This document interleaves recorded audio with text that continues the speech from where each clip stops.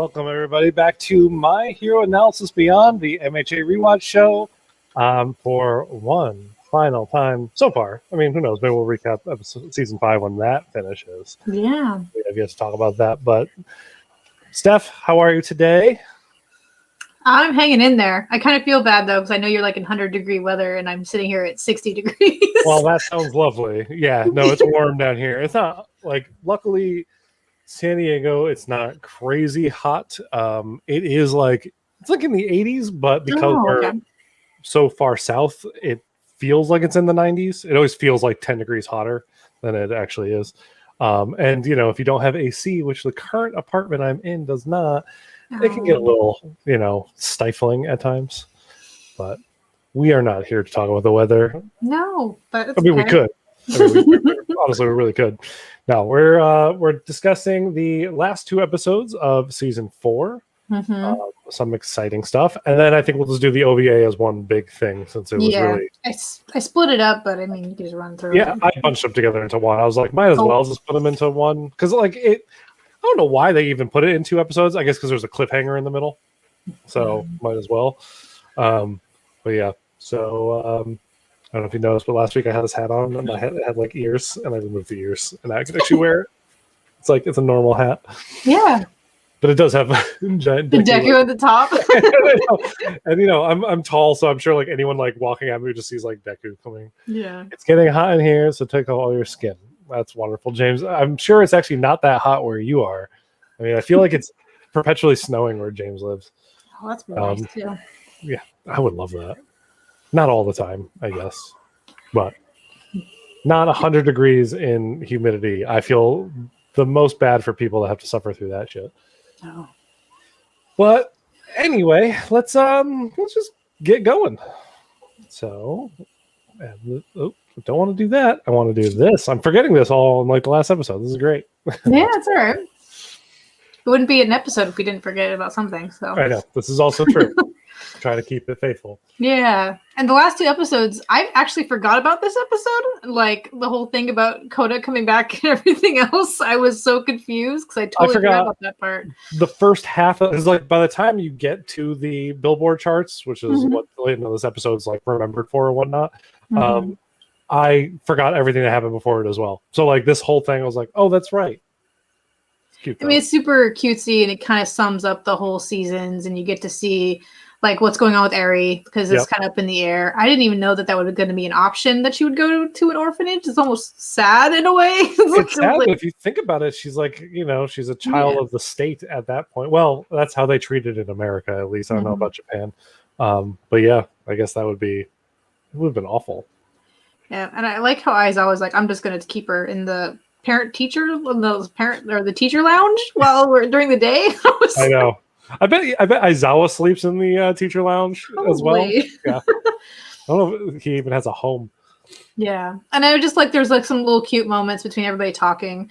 I love how Tokiyama, we know a lot more about his work study, but like he thinks that he was basically useless there, so he doesn't know that he yeah.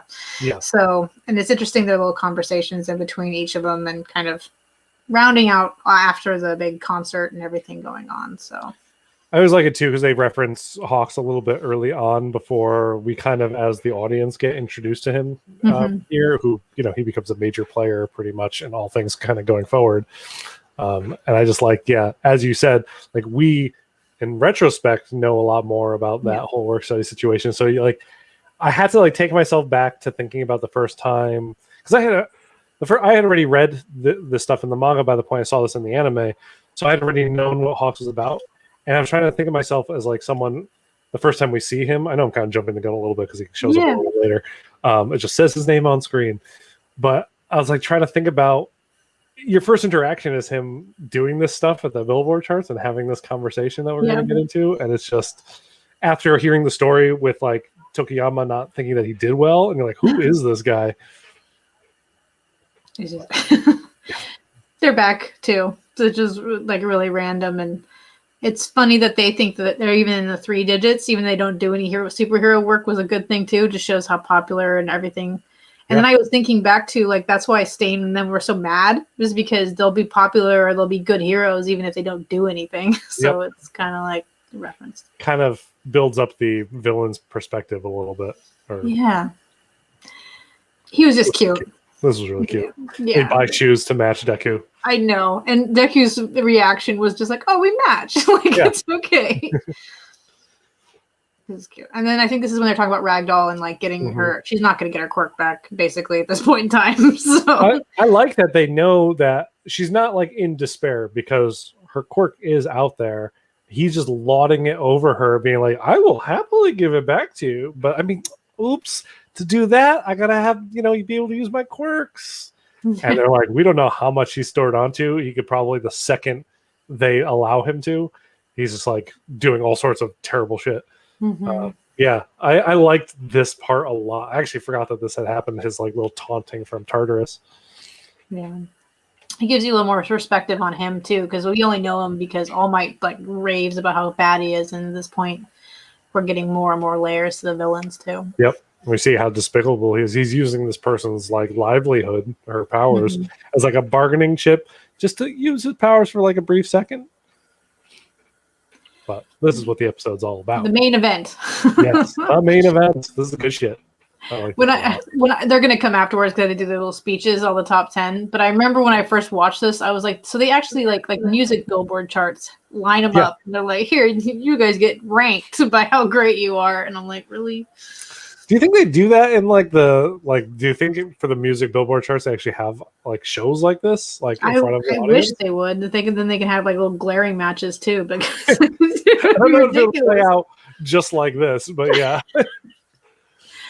I would have to say that Endeavor definitely moved up the ranks of some of my favorite characters from these two episodes, just from his looks and everything. You're gonna get a lot of Endeavor screaming faces.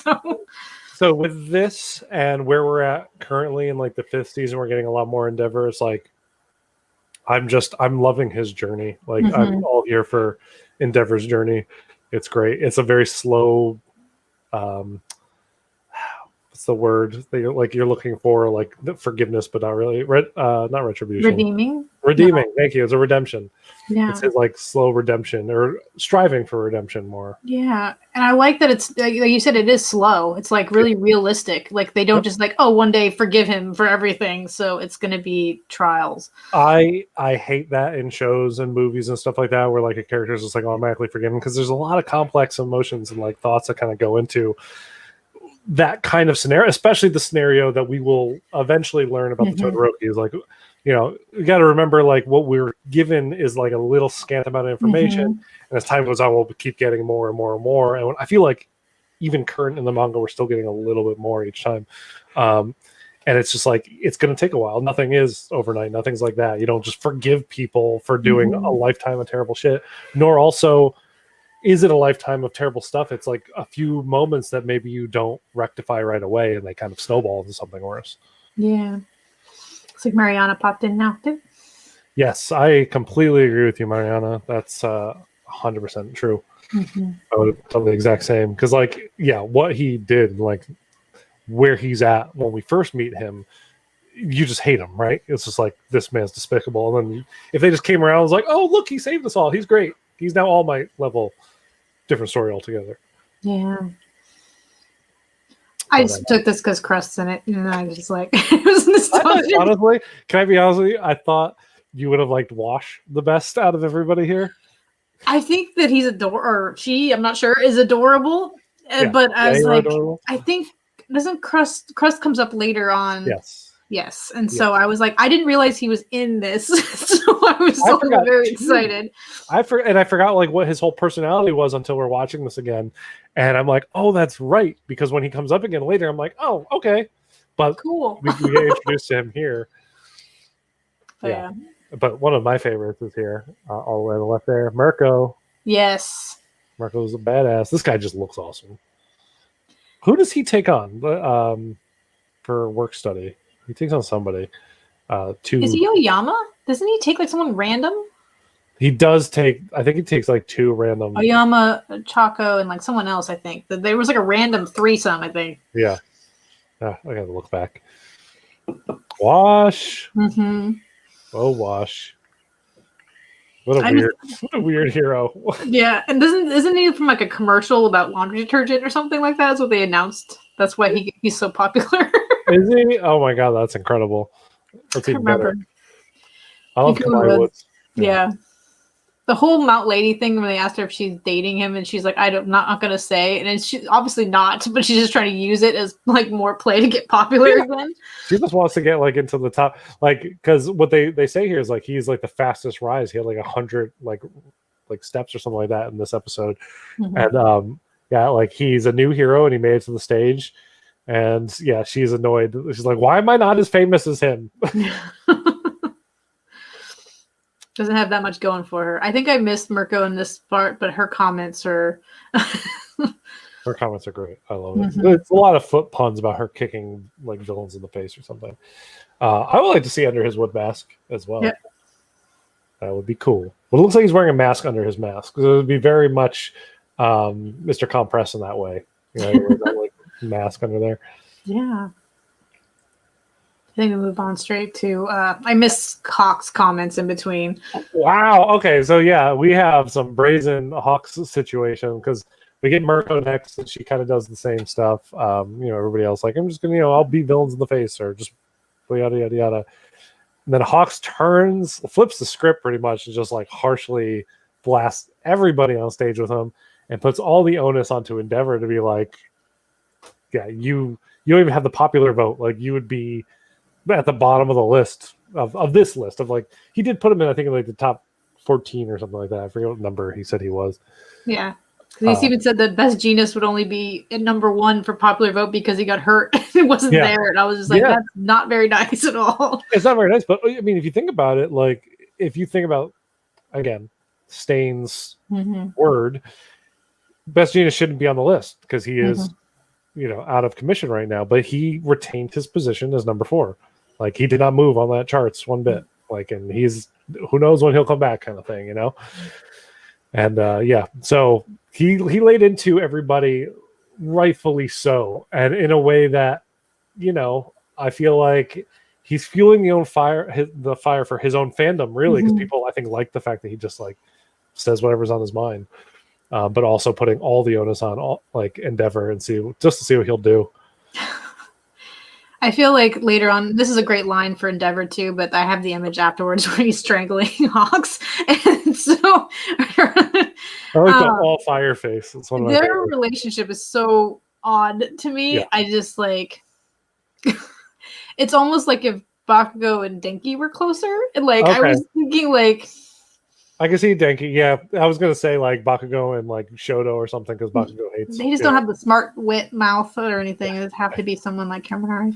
I agree, but that like Kaminari's not smart wit either. He's a dim wit.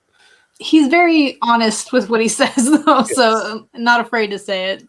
It's true, but Hawks is intelligent like a bird. Like it's kind of incredible what we see. I mean, thinking a little bit to how this season starts too, like. His coded message to Endeavor. It's crazy. But yeah. Oh, wait. Yes, I agree, Mariana. She's amazing. And I'm glad that she's in that. She's in Vigilantes for a few issues of Vigilantes. I thought my cat was like scratching on something, but it was like all the blinds like hitting each other in the background. I would love more Mirko for sure. I think there's more coming up eventually, I think. Yes. Yeah. Well, I mean, Jesus. But the rate of speed it seems like we're going right now, it might actually be the end of season 5, but it shouldn't be. It should be season 6. But who the hell knows what they're doing anymore? Because they ain't following the goddamn book. No. I digress. We'll talk about that later. Yeah. They showed this, which was random, so I was like, oh, perfect. Because again, when you rewatch something, you don't catch stuff like... I forgot that this came up this early. It's kind of perfect, like with what we're going through right now in the season. And like Hawks talks about it, about how this book arised and all this stuff, and you don't have reasoning why he's even thinking about all this stuff. I just like that they gave him his own card, even though he's in it for like 3 seconds. I love the fact that his like power is like he gets really powerful the more shameful he feels, and so he dives off like a building, right? Like, or does he dive off a building? No, he's just jumping in front of a bunch of people exiting a building. Well, he's trying to jump in front of a bunch of or people. like flash. Yeah. A whole bunch of feathers just like, latch his jacket closed, and they're like, not happening today. And I think it like even carries him off to like jail or something. Mm-hmm. It's amazing. No. Poor Endeavor. It's just like he's damned if he does, damned if he doesn't. It's just like It really is. I know. I like the little shark boy in the back here. Yeah. I just like that he's crying blood too. He's just so distraught about him being nice. It's not even funny. It's like, you've changed. You're not the same. No. What have they done to you? I like this whole scene is great in retrospect as well, when you know that whatchamacallit, Hawks and is really just walking through the town so he's seen. So like people know he's there. Like he's purposely, because he normally doesn't walk around at all, but he wants to be seen walking with Endeavor during this moment. So like I forget like the whole reasoning. I think it's like it's protection later on. I don't want to spoil too much, but it's basically so that he can do hero work without it being noticed as needed, like intended hero work. Yeah. I mean, that I believe comes up in the beginning of season 5. Yeah. So I feel like we are there in the anime, and this is a rewatch. I think we could talk about that kind of stuff. Like if we got it in the anime right now, I think we could talk about it. I'm not trying to talk about stuff that's happened in the manga that hasn't appeared in the anime yet. But if it's happened in the anime, and I believe that the reasoning for him walking around has come up at the start of this season. Yeah, it was a discussion with one of the League of Villains characters. So because they were mad at him for not being more discreet. That's right. But it's great because like I just like watching him nonchalantly just saving people like left and right. Like his feathers are off doing their thing, and he's just like walking around just chatting it up with Endeavor about ridiculous stuff, like asking if he like likes ramen or something. He's asking about what kind of food he likes. It was just a bunch of they're asking because they're going to go eat lunch. That's what it was. Yes. Right. But it was great. And this is when they're eating at the table, and he's kind of talking about Endeavor's knowledge of Nomu versus like his, and so he's trying to get a full clear spectrum of it. And I love that Endeavor thinks about things and logs them, just kind of like Deku does too. Like the color patterns of them, the different quirks that they have. Like he like logs like their weaknesses and kind of that. It's like it's almost Batman like how much information that he stores about his villains and people he's gonna fight. And like I think that's kind of what makes Endeavor special, because like one of the things he says in season 5 actually is like he's talking about how some things come natural to some people, like All Might, but others like him have to work for it. You know, they have to like really work. And I feel like this is a perfect showing of him working for it, him like showing like, hey, I will notice every little thing. It's like, you know, the devil is in the details. Like if there's a color difference between the two Nomos, what does that mean? The white one's weak and the black ones have multiple powers, where the white ones have one. Black ones heal. That like it's cool that to show that he has that analytic brain, like you were saying, that like Deku does. And it's neat that Hawks picks up on that too enough where he did give him the book with his like specifics and directions and stuff. So it is interesting. I wanted to show this guy is huge. I didn't realize how big he was until I got the still, because I thought it was just shadow, but I realized that's his feet. That most certainly is his feet. He is huge. Yeah, he is huge. But he gets torn to pieces over and over and over again during this battle, but keeps rehealing. I think this is the end of that first episode when we go into the next one. Yes, it is. I just love Endeavor here is like came off. I think because it was yesterday was the Billboard charts in this world. Like so, yesterday in the was his Billboard charts thing where he's like, "Great, I gotta fucking prove it to these people. Now I gotta put the goddamn villains too. Like I'll show you exactly who the hell I am. I'm pissed." I love that about Endeavor during this. Like he's fueled. He's ready to go, and he'll take it to the limit if he needs to. And I like also like you get to learn a little more about him because you think of him just as mean and like pushing stuff around, but he really does care if people get hurt or what he needs to do to beat the bad guy. And like there's a lot of stuff that comes on later with this next episode where you're like, geez, this guy is really cool, but he doesn't show it. There's no like happiness or I'm here moments basically for him. Not really given the chance and by his own making to not have that like really kind of cool, he can show it moments. Do you have a favorite moment from this? Just Koda's shoes. Koda's shoes is your favorite moment from this episode. Okay. because I didn't remember it, and I saw it, and I was like, "That's perfect." It is really cute. It means a lot, I know, to Deku too. Like that's probably bigger than even the thank you note was to him. The fact that he's emulating his hero, because Deku kind of did that with All Might. You know, like everything of his was all Might, All Might, All Might. Then one day maybe there'll be Deku merch. I have to go with I think Hawks's speech at the Billboard charts. I really like that moment a lot.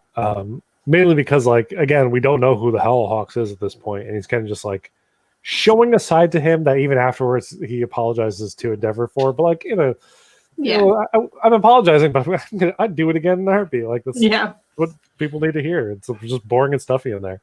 I forgot about Rocklock and Fat Gum's like commentary during that time too. Because it was great. I love that they were in the audience for that. I do like too that like a lot of the heroes on stage during that moment were ones that we haven't followed. So if they ever do want to do offshoots or cover them in Vigilantes or something like that, which I really hope after MHA ends they make that into an anime, that like we get a little bit more of like those characters, because I would love to see more. You know, it's not their story right now, but it could be very easily. A whole side episode about Wash. Oh my god, just give me the Wash book, you cowards. All right, let's dive right into the next episode. This one's just kind of cute. They have the family moment. They're checking in on her, and they're like, "You've been really happy lately," and she's got all Shoto's letters. I love that. She's like, "Shoto's been writing me letters." It's almost like doing like a little dance. Like, "Shoto's been writing me letters." It's cute. It is cute. I remember like this part right too, is it really gives you more of a characteristic into their family too, because you always see the negative until this point in time too. And like her acknowledging that she knows Endeavor's come to see her, but he's acknowledging that he doesn't have to see her to be there either, to be supportive is kind of. He doesn't feel like he's deserving of being able to look her in the eye, and that's what she acknowledges, like, which is the crazy thing. Like he knows he did wrong, and he's trying to make amends his own way, slowly but surely. And she defends him in front of the kids too, which is huge. And I mean, I think it also comes from a point of her also needing defending, which I think Shoto is saying that he defends her in the same way she's defending Endeavor by sending her those like letters, because the reason why we have like this skewed view on the Todoroki is we're seeing it from Shoto's point of view, and Shoto's had it hard from both parents.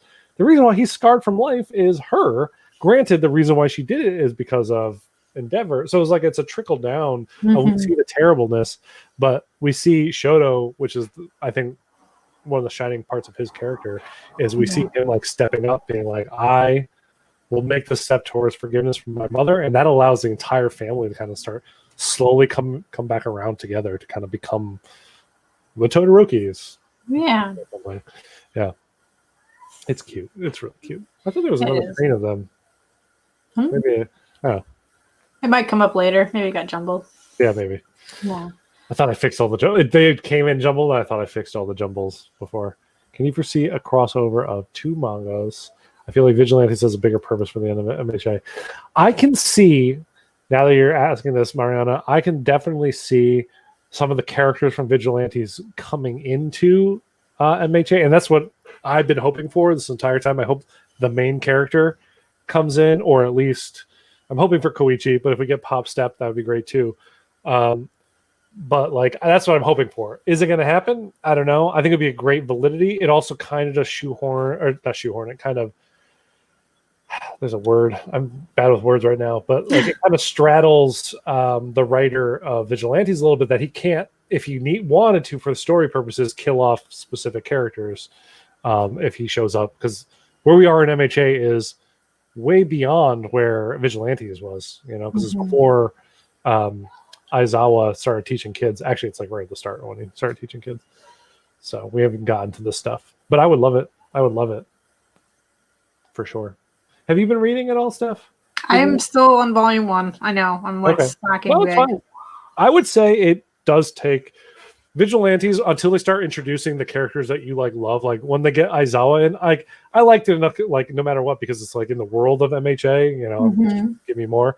But it really became something I want to recommend to people when they start bringing in characters and fleshing out their backstories. Like the first one that I remember seeing was Stain, and I'm like, oh wow, we're gonna get proto Stain. Like, sure, give it to me. I'm here for it. No, it's been on my list of things, but I haven't even read. I think besides the chapters that were ongoing for like a little while. Okay. Except that I read Chainsaw Man. I can't even say that. I'm like chapter 40. I'm at chapter 68. I think. Oh man. Yeah, I'm almost. Guess I'm almost done. I think I got 30 chapters left. That one was the easy read, and I don't know why. It was odd. So it's very odd. I like it though. I love this move that Endeavor pulls off here. It's insane. Because so we have High End, which is the name for this Nomu, grabs Endeavor out of the air because they've been battling. He keeps healing up after Endeavor burns him away with Prominence Burn, which is like his big move or usually his finishing move. Oh wow. I understand why Mariana she dropped off after chapter 13. It's not all about boobs, just so you know. I think that's chapter 13. He's like just talking about boobs. Anyway, High End throws him like through a building, but it never busts out of like the hand in like a spinning spiral and like then flattens, but he's still going around. The way this is animated, I watched it twice. I rewound it and I gotta watch that crazy goddamn move again because it's amazing. I was trying to figure out where to stop it, and I'm like, I'm gonna stop it where he's like in plank position before he like puts down.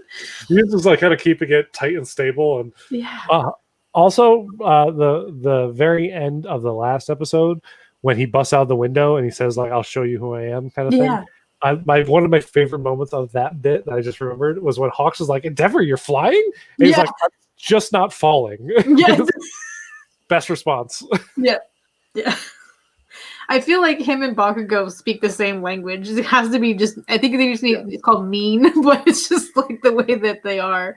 They are. Endeavor is very much a combination of Bakugo, Deku, and a little bit of Shoto. He's like all three of them combined into one, which is one of the reasons why I really like them all training under him, because there's a something in him for all three of them, and it's great. And especially the way Bakugo challenges him, but you know, it's neither here nor there for right now. I didn't realize, like, you could like control the feathers, or whatever. I didn't realize they could like sense things and like they have feeling to them. He can also hear like through the vibrations of them, which is amazing. It's like, you know, I think we hear a lot through the vibrations of our actual like ear canal. It's like that, but on his back, which is crazy, and he can send them away from him. Yeah, it's just so. And he knew he's like 76 people in this building, and I was like, oh god. That's actually, you're right. I forgot about that. That's like crazy. He's very overpowered. Yeah. I would be scared to have these feathers just come out of nowhere and just. Well, they're like darting everybody around too. It's not like it's just one feather per person, and somehow they're strong enough to carry people. Sure, but also it's crazy. I don't know. What a crazy quirk. What a crazy quirk. Because he can also fly really fast, and he could do this. Well, it's like at one point, and their quirks together make no sense, but they were working like so well. Like he knew how to support Endeavor in a way that I don't think Endeavor usually has that kind of support. Yeah, he's like, I will give you extra like jet speed pretty much by attaching my feathers to your back and shooting them forward like they're shooting these people. But you'd think they'd burn up because Endeavor's already shooting the jets, so they must be like really sturdy. And does that give Hawks a headache from all the burning? Like he must feel all that. You'd think so. I mean, he did say like once they're burned, it takes a while for them to grow back. Is he really overpowered though? Because we know his backstory. I won't just give him the facts. I mean, there's like something asking if Murio's overpowered. Yeah, it's all on how you use it, and he is very much. As we've seen in all the end credits stuff from all the seasons, pretty much, is he was trained pretty much by like the government from childhood. So kid's been trained really efficiently to use his powers. So it is in the way how you use it. Yeah. Right. This move is so crazy. Cool. It's also like he just takes it on faith that Hawks has cleared out that building. Is that what's happening here? I think Hawks did say everybody's out of the top half, and then he makes the joke. Well, he's like, when you're cooking things, you need to find or crumb your stuff. Yeah. I know, because he dices this entire building to nothing. I love. Yeah, your bits are chopped too roughly. This is one of my favorite scenes of this episode. Is he's trying to like keep up, but he's like running backwards. It's amazing. I don't know how it is. Like when they're animating it, it's great because he's clearly keeping himself upright with his wings, but he's like unstable footing on the ground. And Endeavor's floating. Is it sideways? No. No, I think it could, because otherwise Endeavor would not be able to keep himself up that way. I think he's on a rooftop. Yeah. It's crazy. I love this episode a lot. It's one of my favorite episodes. The sweat dripping and then sizzling off of your own body because you're burning yourself up is just intense. And then this whole montage they get on. Oh, this is when it makes more of them. It like multiplies cell style too. Oh yeah, because he vomits out other Nomus. What were you gonna say about the montage for this? For Endeavor's whole thinking when he starts overheating and like you're getting that perspective on why Shoto's idea and everything that he's ever done in his entire life, why it's happening, is due to the fact that he always believed this was a weakness. It's just true. Yeah. It's very true. And then he has feather swords, which are very cool too. Yeah, that's he has feather swords that are cutting through Nomu, by the way, which is insane. I love that. It's just ridiculous. It's like a supernova basically up in the sky. It is. And the way they filmed it from the ground footage, like it's one of my favorite parts of like this episode is like how they structured it. Like we get a lot from the camera view on the ground, so we could see what the kids back at the school are seeing, what the Todoroki family is seeing, because like they got into a cab and like that's playing on the back seat of a cab, like their battle, like their dad's battle of this Nomu. All the kids are watching it at UA, and like that's right. And it's the horrible stuff's happening, and Shoto's like reacting, and Aizawa runs in, is like, "Oh, I meant to come in here to make sure the TV was off, but I guess you already saw it. Oops!" Like that moment was a interesting one, but it's really cool because we're getting to see like what the world of not being a hero kind of looks like in this world. Yeah, all the panic and everything. Yeah, I mean, I would run too. Like I guess with All Might, because I don't know how long All Might was active at this point. Like what, probably 30 years, maybe. It seems like he'd been active for a long time. So like people have gotten used to the fact that if it was a big brawl, whatever, no matter the problem, All Might will. If no one else comes to save him, All Might will be there. They're fine. So I feel like, given even the situation that was happening with a building blowing up or whatnot, people on the street be like, "Oh, we live in a world of All Might. It'll be fine." It'll kind of just like keep going about their day. Yeah. But this post All Might world is very much a run in terror and flee, which is just crazy. And then you have all this internal like craziness going on because Hawks is like doing laps trying to keep all the damage to a minimum. And I think him yelling out to is letting Endeavor know that I am doing this, so you're okay to keep going. Yep. He really does. Oh, this part. Next one. All right, there it is. I was expecting, because it kind of does come down, but I don't think his scar touches his lip, does it? I think so. I thought it stopped like there. Oh my! But it does look like I expected him to have like this all stitched up, so his mouth would always be up. He gets a very matching scar to his son. Yes, it's even on the right side too, or the right side of his face. But it's like, yeah, brutal, freaking brutal. And this, yep, and like the little like fire like freak out like quirk part. Yeah, it flared up a little bit when he saw that happen. That's a good drawing of Shoto too. Just all of them later on when he's starting to actually. You don't see him as a very emotional character at this point. He's just like he only freaks out because he hates his dad. He doesn't really show anything else, and he hates his dad, but he respects Endeavor. Like he is like, we get this a little bit in season 5. He's like, Endeavor is cool. You as a father, you suck, but Endeavor is cool. And it's because of this battle, I think. more often. Just like All is lost. yeah. He says boring, the bad guy. I like that both of them were like watching too, like an intense. Just the whole family realizing that he needs support too. This is a big job for him, and he's worked his way up to this point. Yeah, he's not like the greatest person, but he is out there for other people. Yeah, It's crazy. that's the part that got like real. I don't know. That's what hit. Like, there's no symbol. There's no hope. Hope is lost. The end is nigh. I mean, like, yeah, that you haven't seen Fairy Tale, but that is literally Natsu, like the main character. I think the first like 10 episodes of Fairy Tale. Yeah, it looks exactly. He does. I know he even has the yellow scarf. Mm-hmm. They refer to this kid as the Look-See kid, or just the Look kid. They give him a name after this. Yeah, like just from what he says on this. Yeah, he becomes like the meme of the MHA world for like. There's a new dawn for superheroes, pretty much at this point. This poster. Yeah. Because you can still see the flames, is what he says. Like you can still see that there's fight in him. Yep.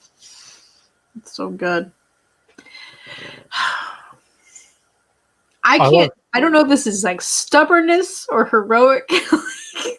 He cannot move his own body, but he is just gonna fuel and burn himself up and like do this. This is, I think, the epitome of what Stain was hoping to see heroes be. Like, because he'll go out protecting, and he's doing the hero's duty right now.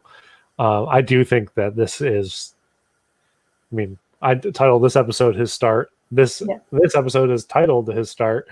And it is like very much him coming to his own as a hero, and just because his body has given up on him, he's pushed it to the limit. He's bleeding profusely from the head and eye and all that stuff. And yet, as you said, he's just propelling his body forward, just using what's left in him. Yeah. I think he's also invincible to his children. So to see someone like that losing, that's true. Very good point. Like the Todorokis are all kind of like looking on and just being like, they might not like him, but they all respect like his skill and strength. Yeah. And he's getting his ass handed to him. Very good point. Because even like I think All Might and them are like shocked that this thing is like kicking. Yep. I like that they made like an eye patch out of fire for him for the rest of this. Kind of just like covers it. I think that's one of those things where they don't want you to know how bad it is until we get the after effect and like, oh, he still has his eye kind of deal, but it's like it's bad. There's blood all in it. How's that? Just crazy. Turn up the heat. Yep. And this is like Hawks talking about it and how he sees it, how he sees Endeavor, that everybody else was just there to support All Might. No one was willing to challenge him or try to rise up and try to move forward. Everybody was happy where they were. And like, I didn't get a picture of it, but the building a little bridge, he's like, you were so pathetic and so like, but you were trying, you were doing something. Like, what was he doing? He had like 3 bricks, right? By the end like a piece of wood and like rocks. It was good. There's a lot of him on fire with his like everything going on. There's a moment where he's yelling Providence Burn for his final one, where like he's just yelling and he's like holding on to him like this, and Hawks is propelling him, and everything just kind of like goes into like vertical lines for a little bit. It's one of the coolest like animated like him burning up moments. Oh, this is when like Hawks is basically falling because he has no feathers left because they're all being propelling Endeavor towards the mission, which is, I think Endeavor finally figured out they have to get the head because the guy that it threw its own head to regenerate, which is very Wolverine. So that's more than Wolverine could do. I mean, Wolverine can't cut through his own adamantium skull. I guess he could. I guess adamantium can cut adamantium.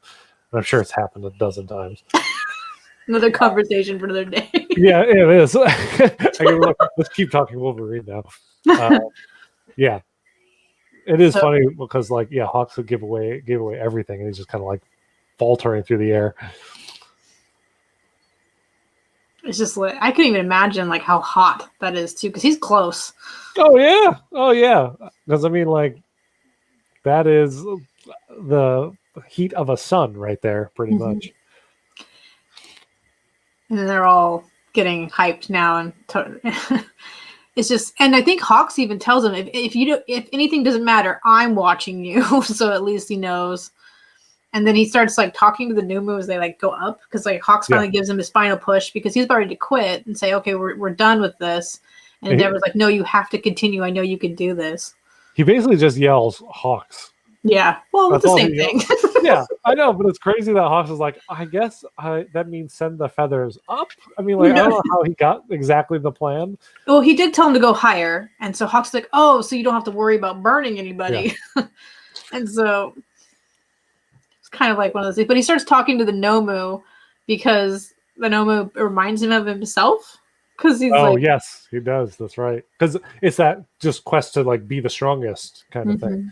And get multiple quirks and like do all that stuff to make yourself better. Well, maybe not. Maybe that's what he said to him. That's what he reminds him of, because of all the making Shoto have 2 quirks and everything, and like the molding and like how he can see himself and how it's wrong. I forgot he said that. I was thinking more like that, like he'll push himself to be the strongest no matter the cost. Like, yeah.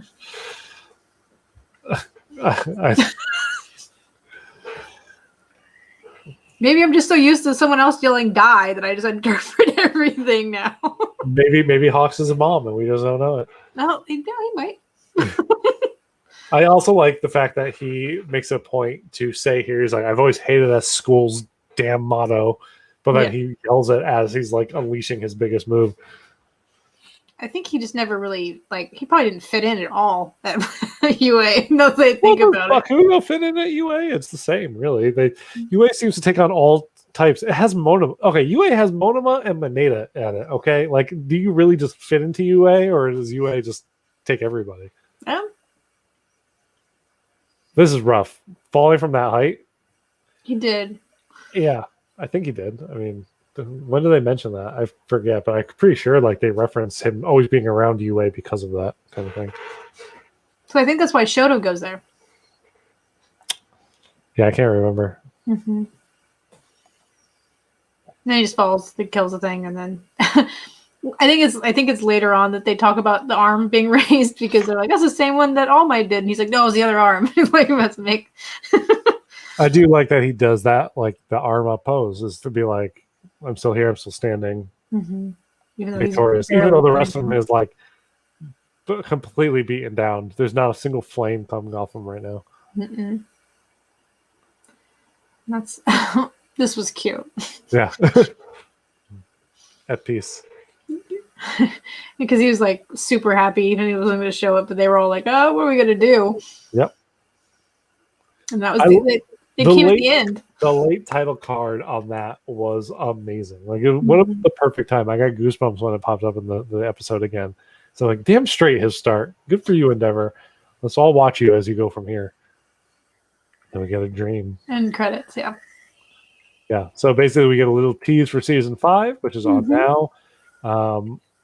Midoriya gets a little glimpse into looks like some predecessors, some interesting stuff, a promise of something else, new power perhaps, and I think one of the predecessors says, "Oh, so you're the 9th," which I really like. Just like, "Oh, so you're the 9th," and there we go.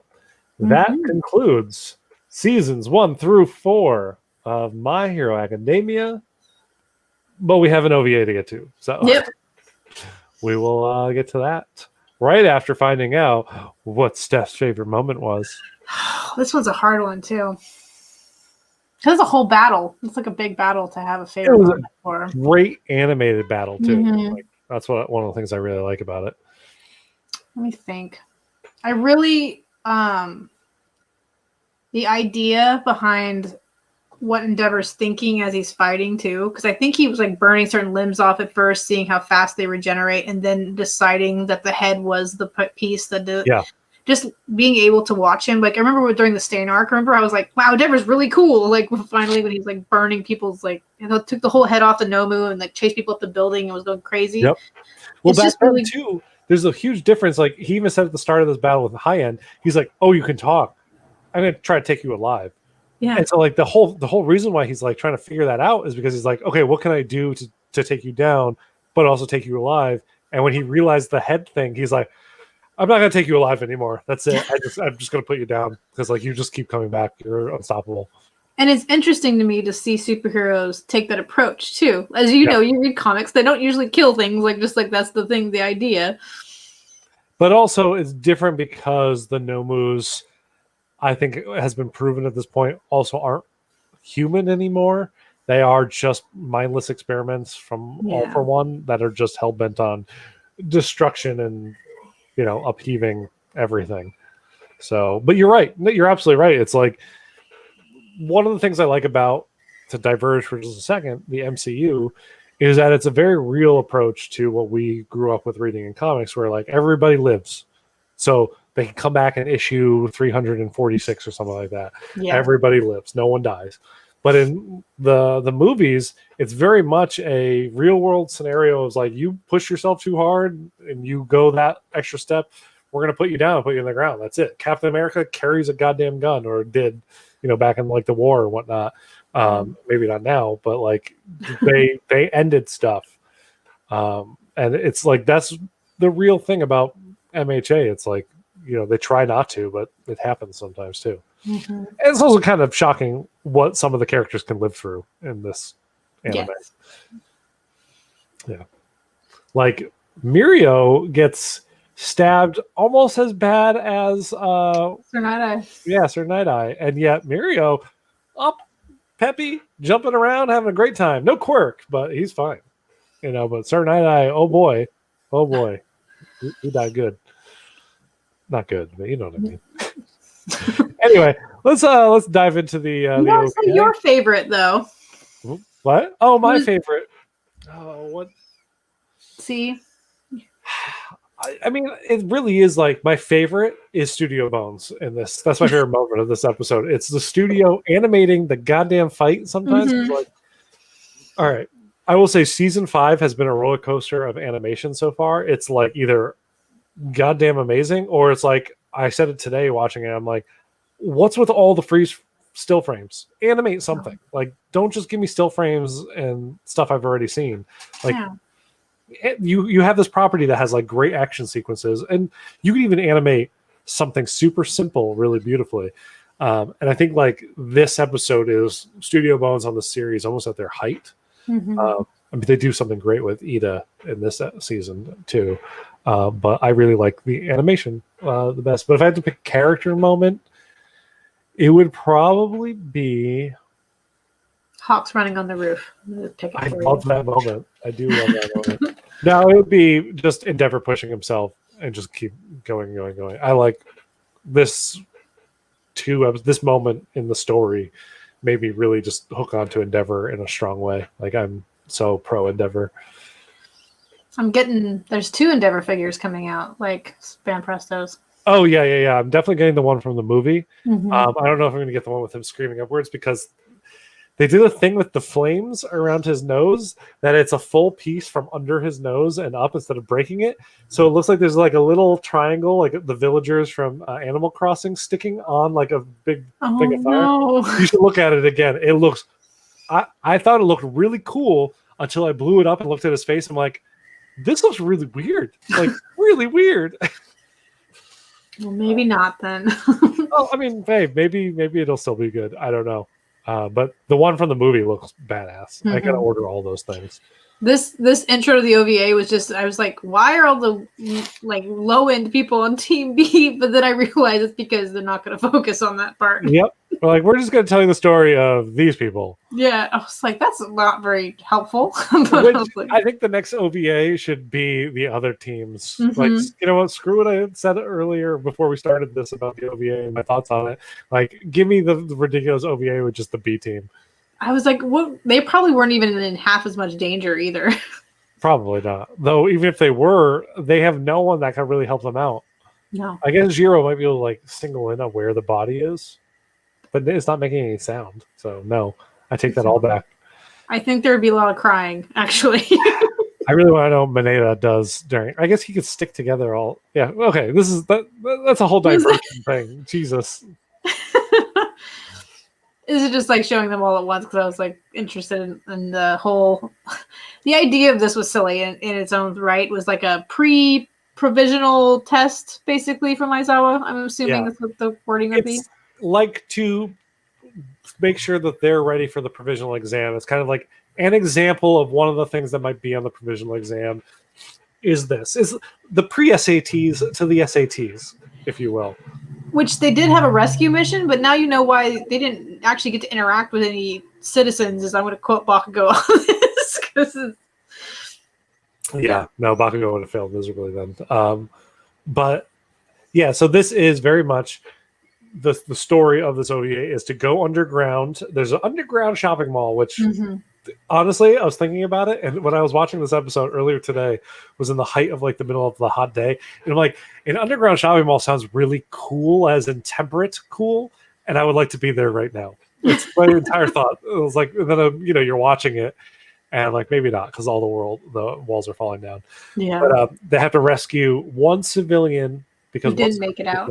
Right. So they sent this squad of heroes in, and this is them kind of going through.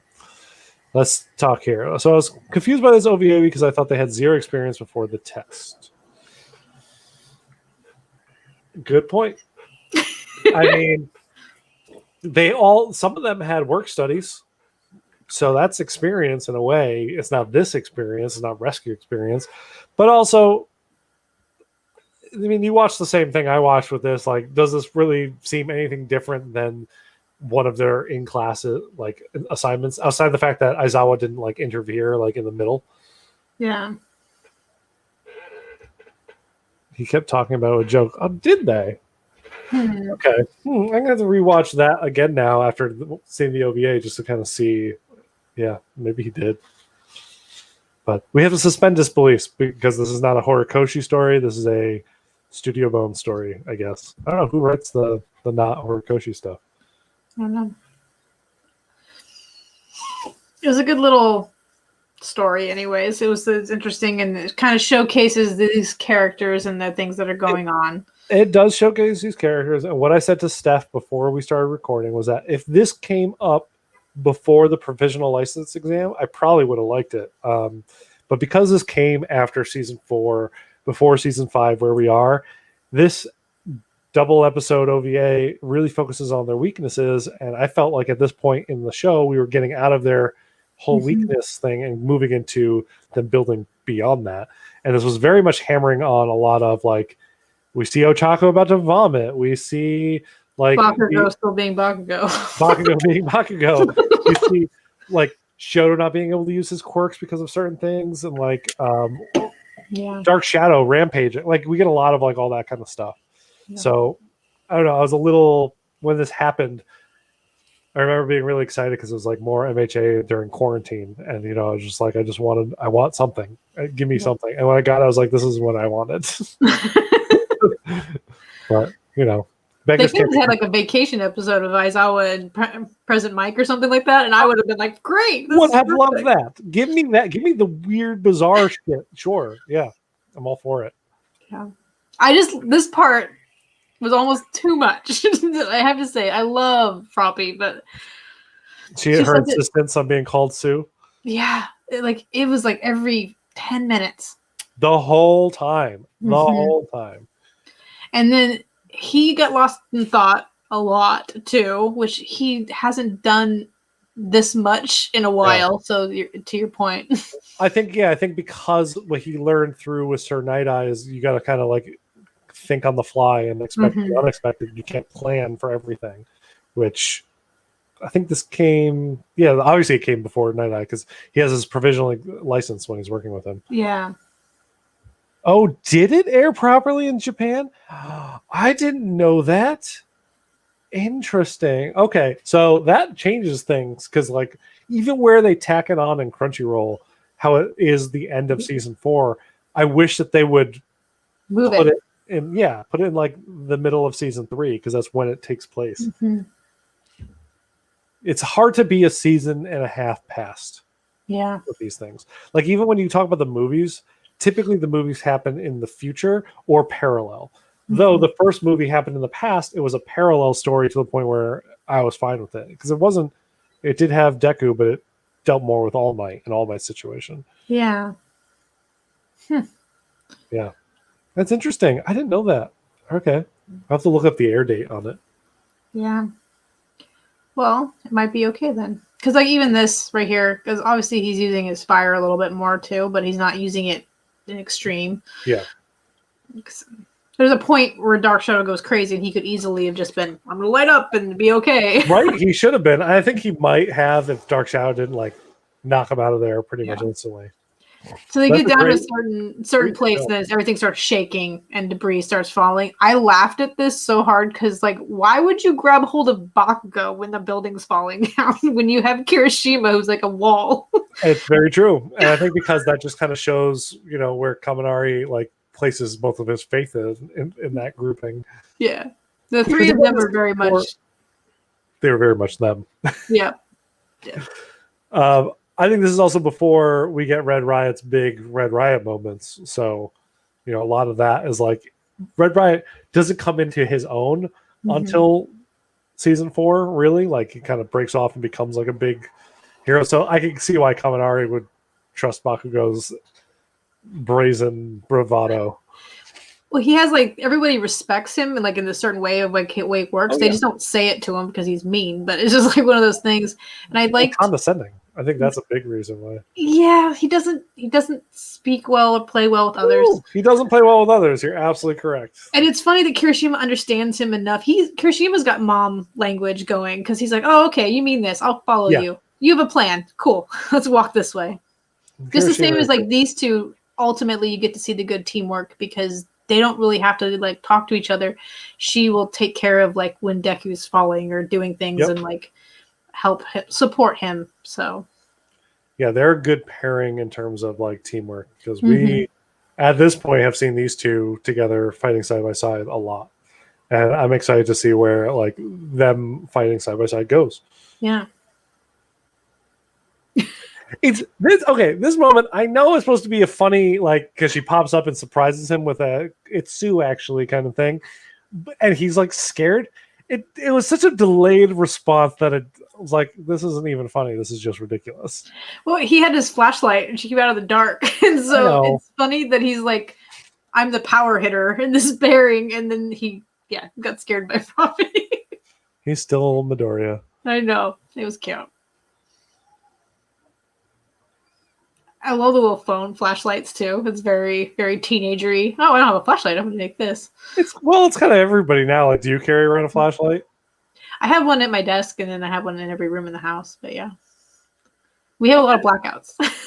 Okay, all right, that makes sense. But like for me, I'm like, I used to have a flashlight in my drawer. Like I knew exactly where it was.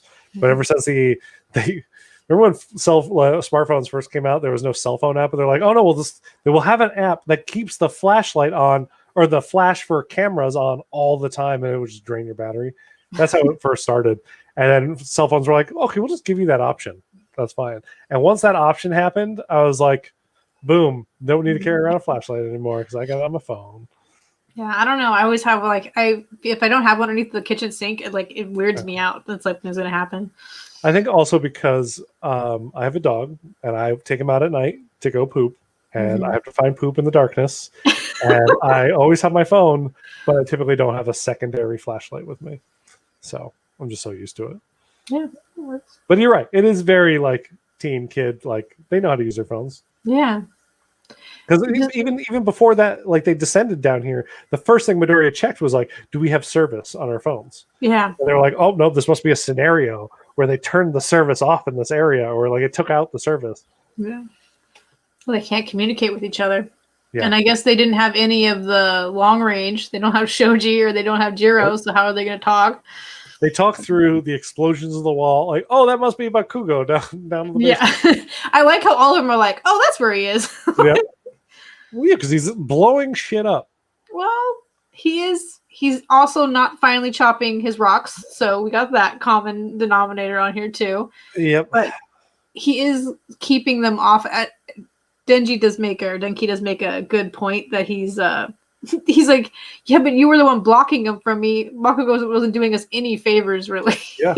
Well, he was preventing them from being squashed by rocks, but if it weren't but if it wasn't for Bakugo and Kirishima together, it would have been a problem. But I think Bakugo one of those things about Bakugo is like, yeah, he might have some personality quirks, for lack of a better term. But no matter what the scenario is, he knows the people he has by his side, and he knows how to use them in ways that he doesn't have to worry about blowing up rocks, because he knows he has a wall right behind him that will protect the spongy electric boy. Yeah, and I think he like kind of how Deku's gonna start relying on like Ida and Nunchaku. He relies on Kirishima. He knows that is just that person there, regardless. So their trust is very, very, very, very strong. That's very true. Mariana says the three of them together are actually pretty well balanced, and they are. I concur with that. Honestly, it's if they didn't have Kirishima, it would be a very off-balanced team. I feel like, because Kaminari, great power, but boy, does he get overcharged way too easily. And Baka would have left him. Yeah. Oh yeah. Oh yeah. Yep.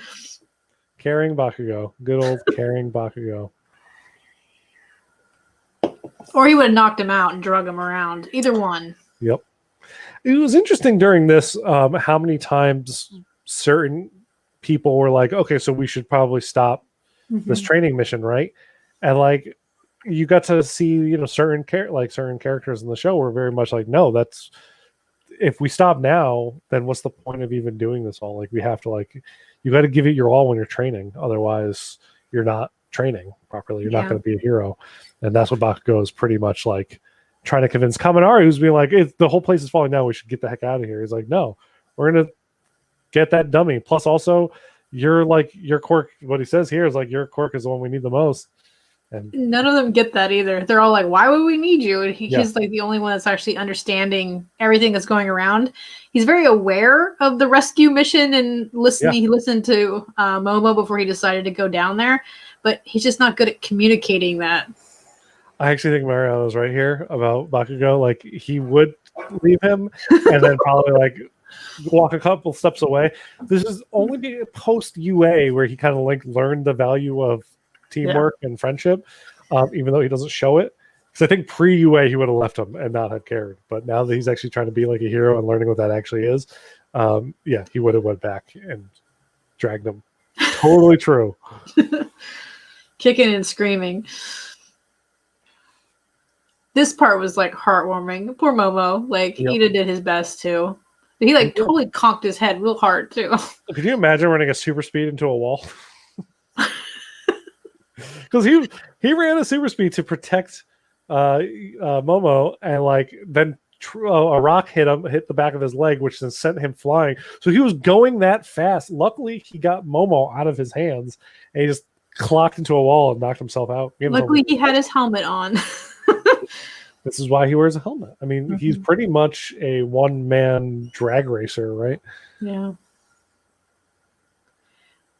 She's just so handy with everything that's going on. I'm just like, geez. Ochako has a quirk that I would love in real life. Oh my god!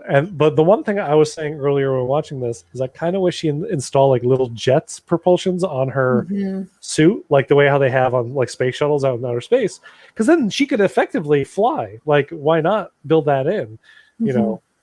But. Or figure out a way. I know she makes things anti-gravity, but figure out a way how Bakugo's explosions propel him, to be able to move around. Yeah, she kind of does in this double set, like she does when they come out. She kicks off things. Yeah, she kicks off stuff and moves around really that she knows what she's doing, kind of deal.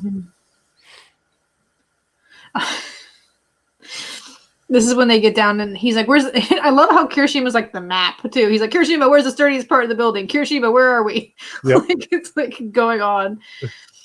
And then poor Denki's like, I don't know if I could do that. He's like, shut up and just do it. Yep. Charge his battery. That's what we brought you down here for. And then he goes from 0 to 100 and tries to do the 12 million volts. And Bakugo's like, what are you doing? Yeah, we'll stop right there. And he's like, I guess I'll go smaller. And yeah, even the smaller one still fries them. Yeah. He had to do it for a while, I'm assuming. Yeah. Oh, this is when they're moving all the debris, I think. They're trying to get to the elevator, pretty much. So these guys are trying to get out to save Ida. Deku does the little hero bit where he's like, this is a real rescue mission now, because we got to save our friend. And yeah, he's right. Like it becomes like exactly that. It's like you got to step up, be the heroes. And then Dark Shadow starts. I don't know what kicks this off. I don't know if Todoroki's So- fire goes out. I can't remember. No, it went nuts because he pulled it out because the building starts to collapse like a little bit more. Because he only went crazy when he pulled him out. Like he wouldn't pull him out in like the darkness because Todoroki wasn't using ice or fire because of worried about running out of oxygen. And they walked to like a pile of rocks, and then I forget what happened that he called him out for. I don't know. And then he instantly was like trying to pull him back down because he realized he shouldn't have. And then Todoroki gets knocked out, which is weird, but it's okay. To punch through the ground? Didn't they say that they were going to punch through the ground or something? Oh, that's right. They were trying to get because no, Bakugo was making explosions at this time when he was breaking all the rocks, and so they figured out there's somebody else there. Yeah, I think it was to get them to punch them down one floor, or something. Just go. I think the next one comes on because as everything starts falling down again, you're going to get more rubble, and he's trying to like face off against them. Is when the lights come back on. Yep, and this is as a result of Dark Shadow rampaging. That's right. Yeah, I can never tell which one was this was cute though. This is why I just kept it because like he's like a child being like, "Oh, I'm sorry, didn't mean to." So this is the next episode. Yeah. Yep. Just keep going to the next one, I think, because this is just a re-explanation because the water starts breaking through. I always thought it was like a lot of events to do at once. Like they could have just had the continuation of the shaking and the debris falling, but they decided, oh, we're going to throw water at it too. Well, I think the water becomes the real threatening challenge. Yeah. Because like, yeah, they can get buried alive, but they do have one is a wall that, will be able to protect the others, and one can blow their way out after everything settles. Deku can punch his way through stuff, but if you like add water into the mix, that becomes an unwinnable situation for all of them, really, because like all of them can drown. Like a lot of them could hang out underground and kind of be protecting until everything settles. But yeah, that water makes it something else. I like or somebody sent Denki to do it. I like how he's thinking as Deku or Momo. Yeah. He's like, there is one more other person that could do that.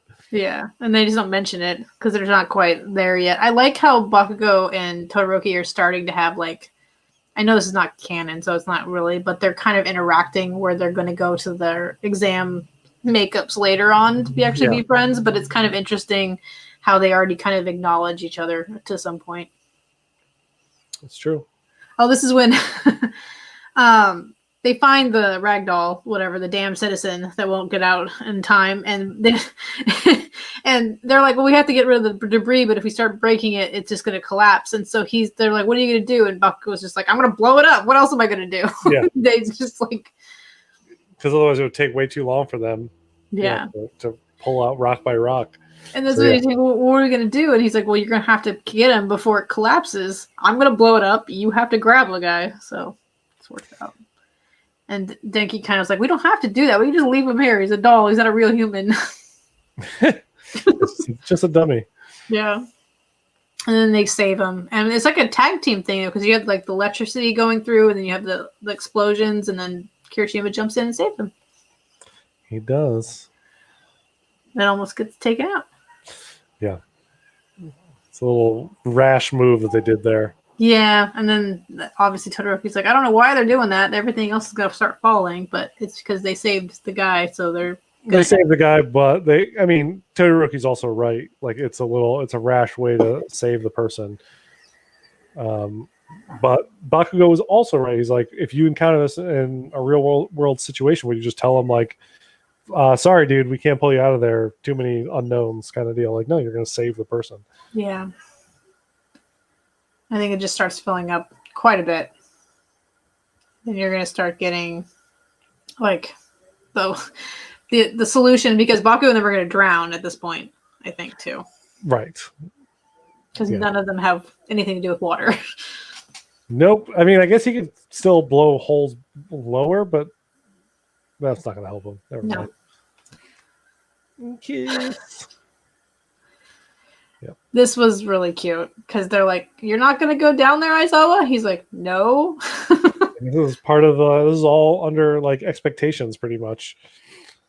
And so then they go back in to go and help and save, which I like that it sent them back with like renewed vigor. Like they came out feeling like they failed, kind of thing. And he's like, "No, this is the hero stuff. Be a hero. You're either going to be a hero. They're either going to come out, or they're going to be the ones needing saving." It's like, Yeah. what do you do in that scenario? You could be a hero or not. It's like that simple. And you're here to be trained to be a hero, so go be a hero. And obviously Todoroki saves him at this point in time. They break the hole in the floor and they make the ice go up. Even though he makes an amazing ice tower. Is like, climb this shit. Yeah. They can do it. And I like how Kirishima's is like got the guy. Yep. He's a good one to carry the dummy. Yeah. At this point in time, they're trying to figure out a mission or whatever, and Deku's thinking about it as he's headed in this direction. And I took screenshots of it because they were cute, but they have like Todoroki like doing the ice powers. He's like, oh, and then like Bakugo blowing stuff up because they're going over their mission.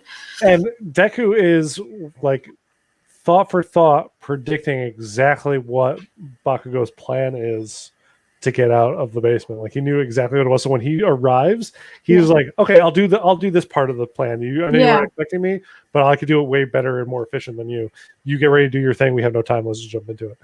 But I do like that. Like when everything gets cold, that's basically him knowing, like, "Oh, okay, so Shota must be below." Is he? Because they don't have cell phones, so it's like, how are you going to find where everybody else is? I guess you kind of have to like pay attention to your surroundings. This is cute too. Yeah, they just make the little rope ladder. I felt bad for Momo because they just use her as like a. They get to the elevator and they're like, "What the heck? There's no ladder here." Yeah, that's when Ochako yells down like, "We're making it. It's coming. Chill out." And they're like, "Oh, we're so sorry. We're kidding on you. Thank you." Yes, the little swirls, and like this is Deku's brain being like, "Oh, the walls are not going to handle it," because he's just freezing the top layer, and then there's just like pressure underneath. Yeah. It's insane. But I'll give it that Deku's mind was trying to figure out how Bakugo was going to solve this problem. Yeah. They probably might have been able to come up with something a little bit better, but Bakugo, that was what he thought of. And it is exactly what Deku thought Bakugo would think of. Mm-hmm. Is exactly what Bakugo thought of. Yes. Hi. My cat just came in. Oh. Yes, the cute little drawings of all this stuff. Yeah, and it is neat that they don't really have teamwork at this point in time, obviously, but he knows how to handle his anger and just say, "We're just going to do this and move forward." And that's actually the best thing he could have done in that scenario. Is like, "I'm here. This is what I'm going to do. You do your thing. I'm going. Goodbye." And then he just kicks a hole. They don't have time to like wait. Yep. I do like because it kind of foreshadows the three of them and how they work together and everything like that. That was neat to see because you have them all backing each other up for their obvious, even though it's their weaknesses, it's the other person's strength. So it's kind of like a trio of things running around in a circle. I'm very excited for the new movie to see what they do with the three of them together. Because it's going to be badass. Because the two movies that we've gotten so far, they've let those kids shine in amazing ways, and I'm just hoping that it stays true to that. I don't say it can only be better because it's going to have better animation and more funding because they have such a big property right now. But going back to season 5, there's moments where the animation is just like, well, what is this? This is not like you have one of the biggest properties and you're not giving us your best. I feel like you're phoning it in. It's like I watched some other stuff Studio Bones is doing, and it's like, oh, this is beautiful. But yeah, some of My Hero stuff is like, here's a still frame. We're just going to move it across the screen a little bit, or just keep it there.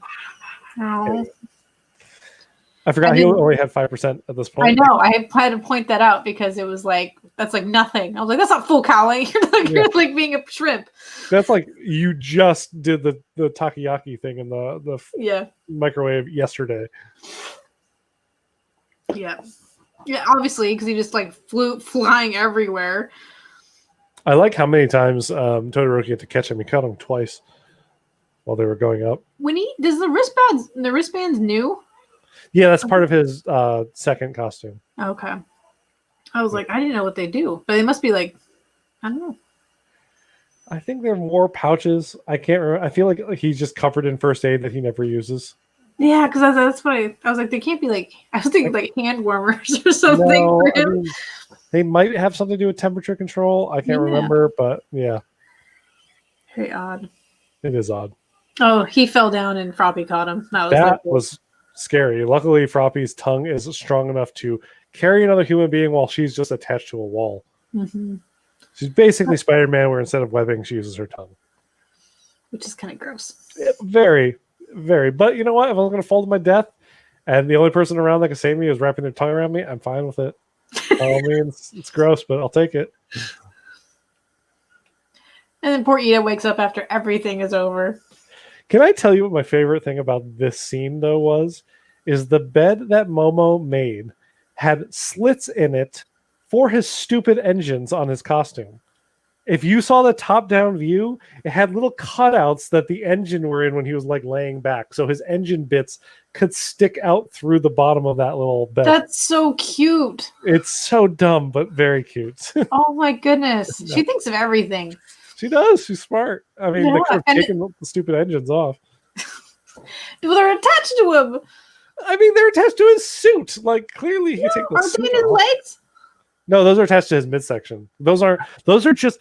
So this whole scenario made me remember one of his like ridiculous costume designs. Those are just for show. They don't do anything. That's just cool look. Like those exhausts aren't actual real exhausts because his engines are in his leg. Yeah. Oh, you mean on the top of him they had slits? I was thinking for his legs. I'm like, that's no, he super doesn't have cute. he doesn't have the engine sticking off his legs in this one. Like I think his new costume does. This I'm talking about the ones coming off of his back. Oh, that's just silly. They could have ripped those off. Yeah, they could have, but no. And so she made a hospital like carrying bed thing with holes in the specific spot. Yeah, it was real funny. I lingered on that for a minute. So dumb.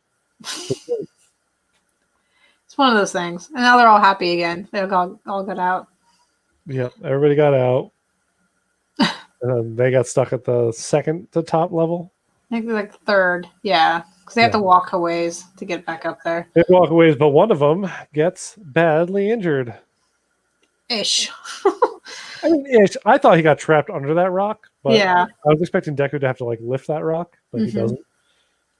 Bakugo's already out by the time. When he headbutted him, I don't think I've laughed at that already. I'm like, wow, Bakugo.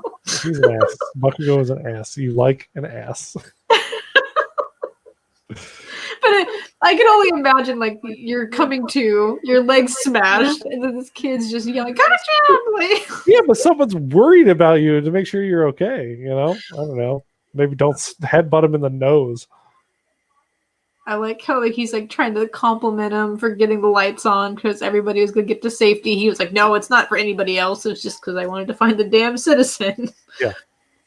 Bakugo just can't like own up to the fact that he's actually trying to be a good hero. Yeah. This fucking guy. Be my Kane. Canes don't talk. I know. I like that Todoroki's just acknowledging it that it's happening too. He's like, oh, this is normal. That's how Todoroki is. He just sits there and like watches stuff like, oh, that's what's happening now. Okay.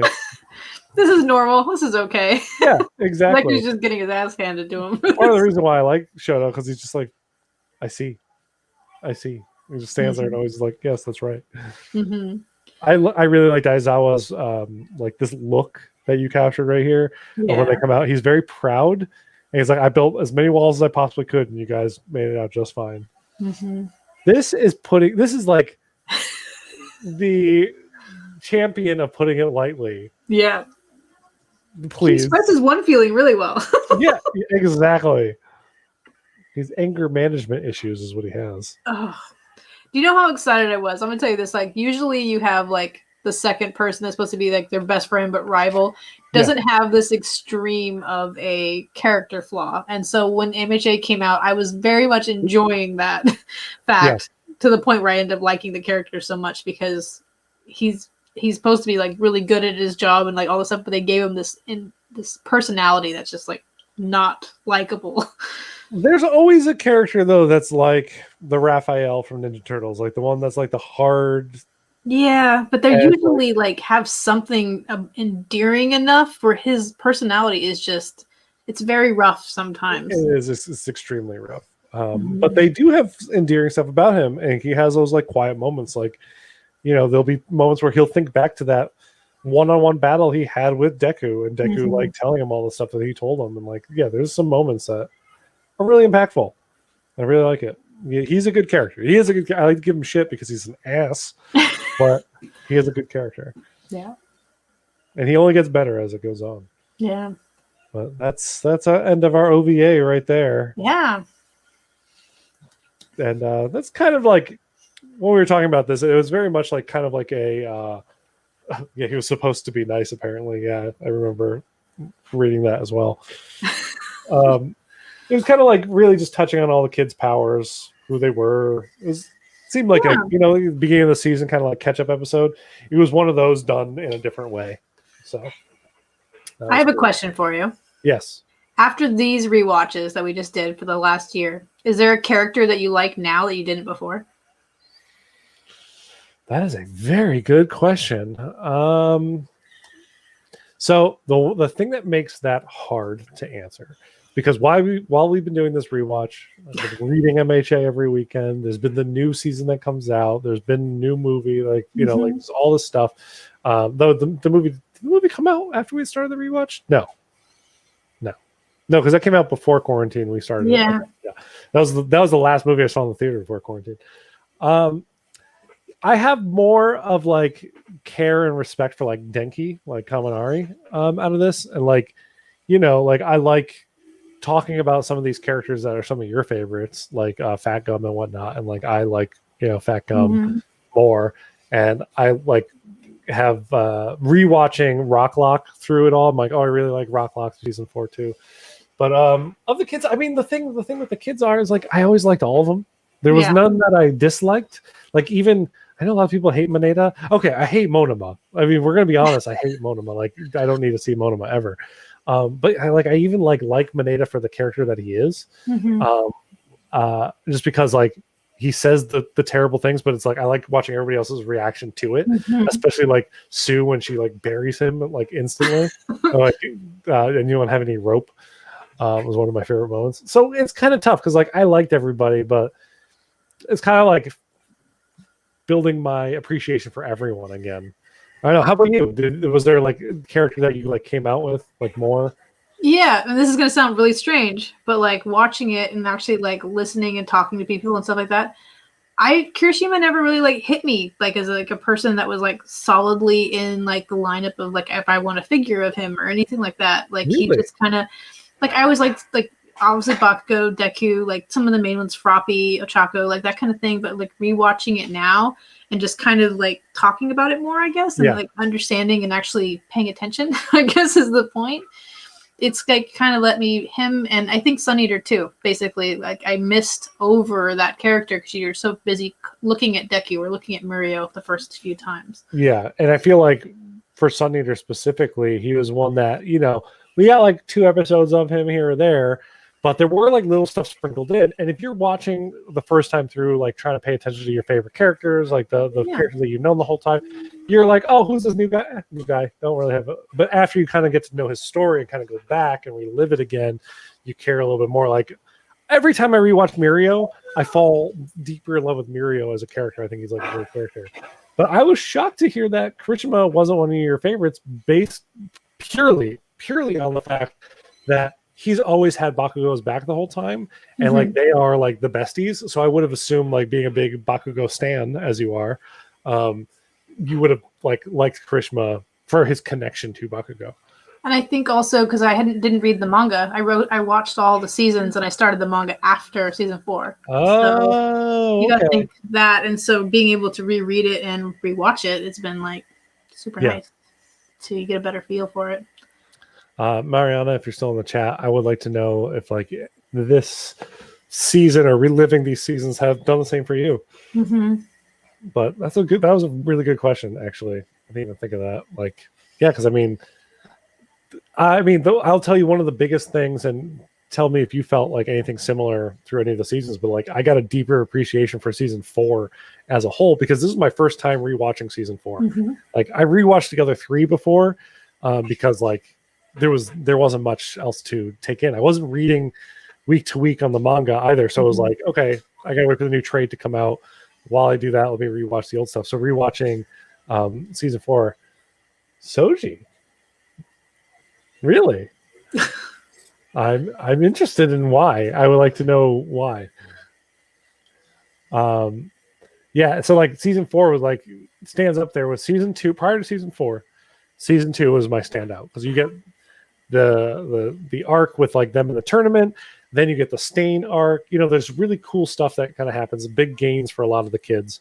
But season 4, we got like the whole Eerie and Overhaul stuff, and then we get the billboard stuff. We get the stuff with the Gentle Criminal, all the kids back at the school. We get all like the touching moments of all the kids too. I didn't think much of his character, but now I really think he should have a bigger part. Okay, yeah.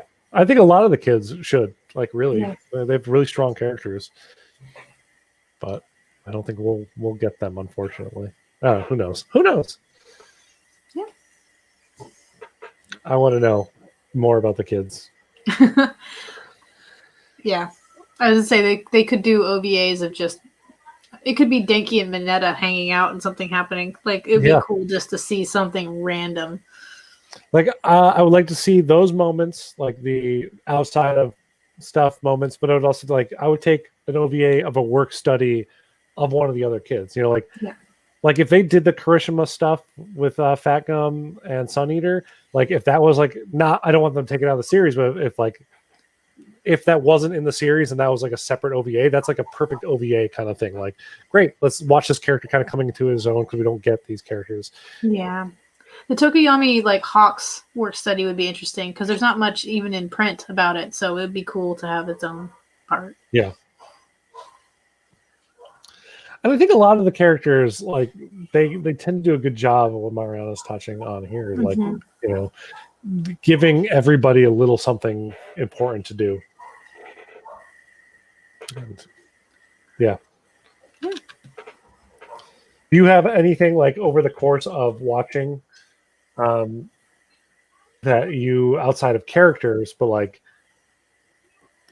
this, how season 4, like I love season 4 now, it might be my strongest. Like, is there a season standout of the 4 that we've watched, or like, I don't know, just like moments that kind of came to the top? I guess so.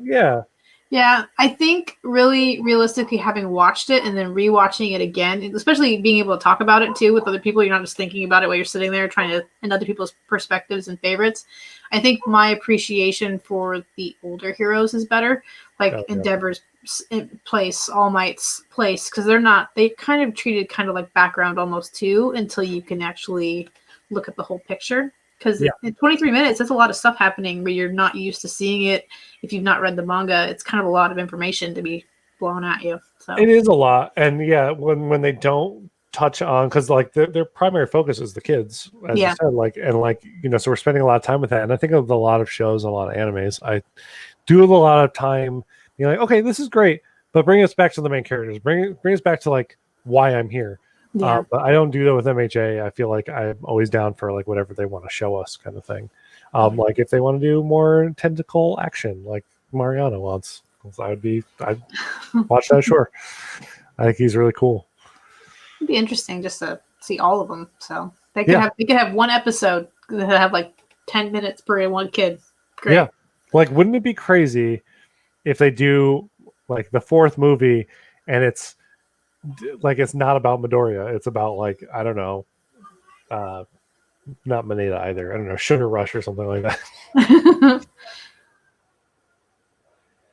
Gotta be honest, the more I rewatch Deku and Bakugo's big fight, the more I understand and pity Bakugo. He's such a middle child. He is, but he's a middle child that I feel like was told he's amazing all of his life, and so he just thinks he's the best. It is a little middle child, a little only child syndrome, like mixed together. It's just immaturity, I think, at its core. So season 3, is this like a crack at there not being a lot of Deku, like, and like the big characters in season 3? Season 3 is the camp. It is the camp. What's the second half of season 3? The provisional license exam. So it's the provisional license, and I mean, it has a lot. You know what? You're right. It does have like a lot of everybody. So yeah, season 3 is a lot of everybody. Yeah. I don't know. So maybe funny enough that I'm like season 1 and 3 are the week or 2 of the 4 for me. So maybe I don't want that as a movie. You know what? I take it back. I take back everything I said. Screw that. I don't want that. We just need more Stain. That'll be work fine too. Oh my god, give me more Stain. Yes, give me more Stain. But we should just do a villains movie. I don't care about anything else. now that I would love, and yet the second half of season 5 should have been the villains movie that I wanted. Maybe they'll make an OVA. Oh my god, if they make you can't do that. Like, this is such a pivotal. All right, let's get into this for a second. Mariana, I'm sure you have feelings on this as well. They're skipping a huge part of the MHA book right now in the anime, and I am annoyed at it. I mean, maybe they'll do a flashback. And Mariana, I know what you had said earlier, like they're trying to get to a certain point for probably the movie, and I agree with you there. But that movie is coming out in December. We have plenty of time to do the villain stuff. That's all I have to say. They could have done it first, and then it should have been into the movie. Introed into the movie later, where it could have made more sense. Exactly, because I think where we're at right now is the perfect line up with the movie. Which if they had done the stuff they were supposed to do, it would have lined up perfectly. Unless is the movie coming out earlier in Japan? No, I think it's coming out in December in Japan. I don't think we have a release date. Oh, August 6th. That's why. Okay, fine. Because as I was telling Steph earlier, because she hasn't watched this week's episode yet, next week is a filler that's just an anime-only episode. So it's not like we're even going to get I don't know. I have opinions. Yeah, I'm just annoyed. I don't know. I guess I was. You know what's funny is the thing is that I talk a lot about Naruto, shows like Naruto, shows like Dragon Ball with other fans, and we talk about how there's a lot of fillers and stuff like that. And I always talk about MHA and how great it is because it sticks to the book. It is one for one the book most of the way through, except every season we get a filler first episode just to kind of give us a reintroduction to all the characters. And there's always one filler episode in the middle of the season somewhere. Mm-hmm. Outside of those two, the season is pace for pace, the books. And so far, season 5 has just wildly thrown that out the window and is just we're doing our own thing now. Woo! And I'm like, no, don't do that. That's what makes your anime so special to me. But I guess if I was only watching it, I wouldn't know any different. But that's fine. That's my feelings. Mm-hmm.